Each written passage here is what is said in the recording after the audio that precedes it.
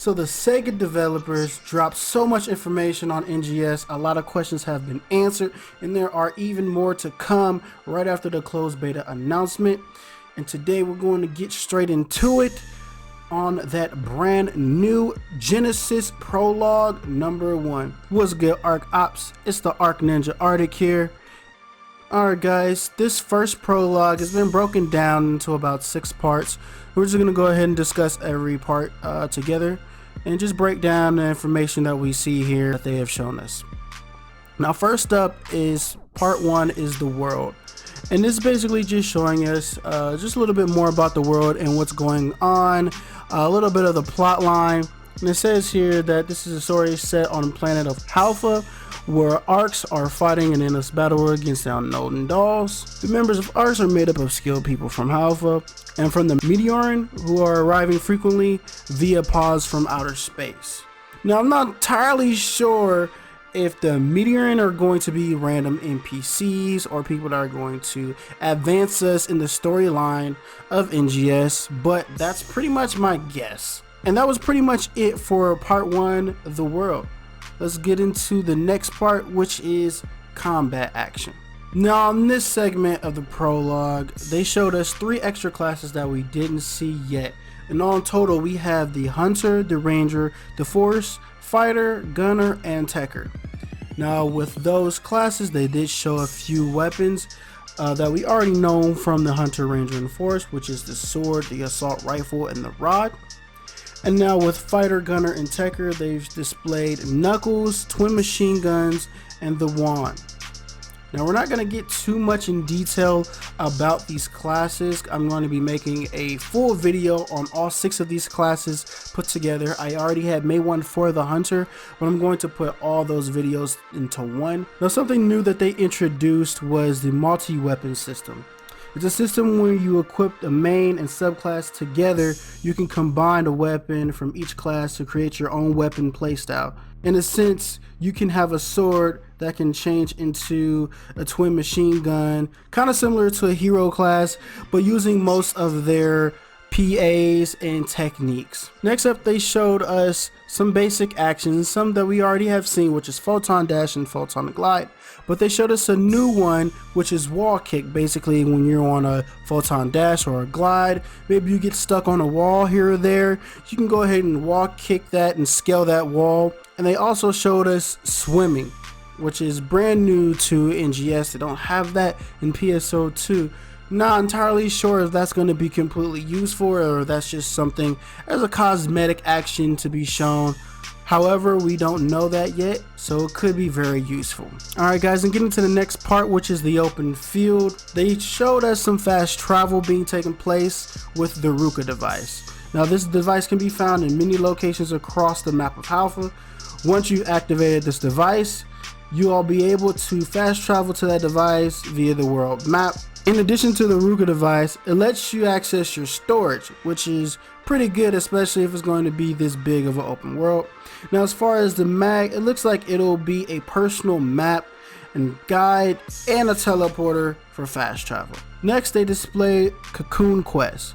They're essentially party missions away from the open field world, so up to 4 players can play in these quests. Some of these quests taking place are single player as well.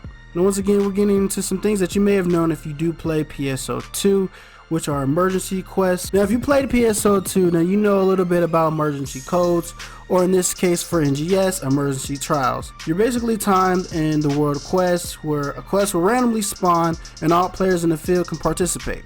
So the regional mag is a device that will give all players a boost on the ship when you give it an item. You guys didn't hear me wrong. I said once you give the mag an item, it'll give everybody on the ship a boost. Now the developers described it as an alliance tree, but on a bigger scale for everyone on the ship to get that. So like I said, you guys didn't hear me wrong. Everybody on that ship will be getting a buff when you feed the regional mag.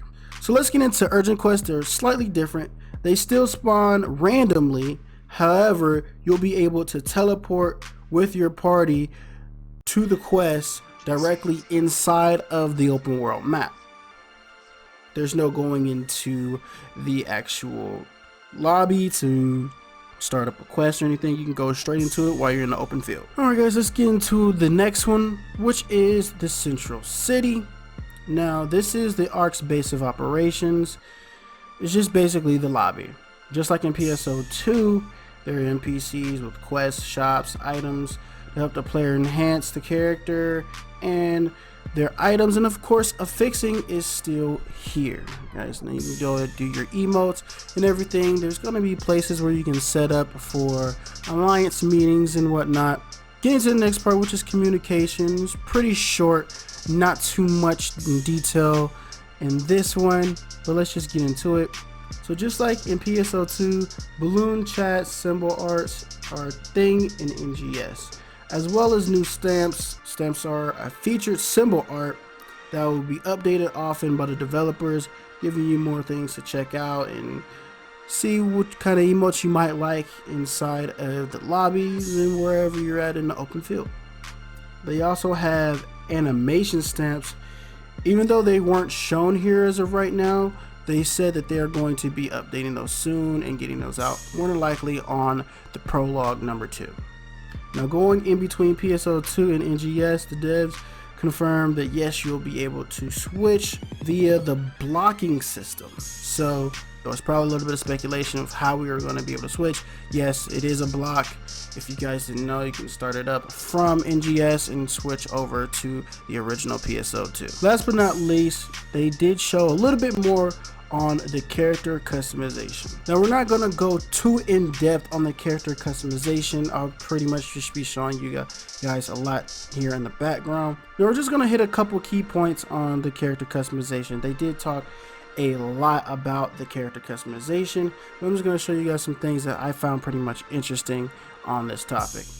Now you can change the eyebrows and eyelash colors, which you can't do in the original PSO2. I think that's pretty good because a lot of things that they have in PSO2 as far as eyelashes and whatnot, those things are going to be pretty much a thing in a passive. Actually bringing those over, you're not going to need those. You can actually change those at any given time and have whatever color that you want. Now instead of having a specific race, they made a palette called a physique palette.